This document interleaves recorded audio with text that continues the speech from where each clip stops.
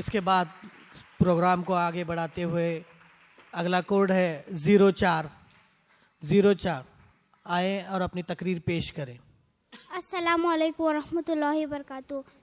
آج کی اس بزم میں میری تقریر کا عنوان ہمسایوں کے حقوق. معزز سامعین، آج کی اس محفل میں مجھے ایک نہایت ہی موضوع پر گفتگو کا موقع ملا ہے. بھلا ہو ہمارے دین کا وسیع نظری وسیع کبا کا، جس سے ہمارے پڑوسی ہمارے دکھ سکھ کے برابر شریک ہو گئے.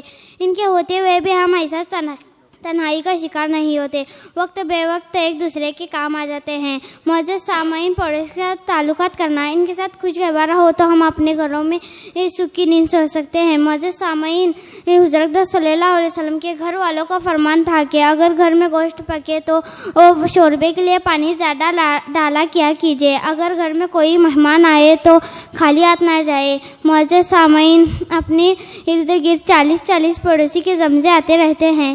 پڑوسی ایک سایہ دینے والا درخت ہوتا ہے. معزز سامعین، آؤ ہم اچھے پڑوسی ہونے کا ثبوت دیں.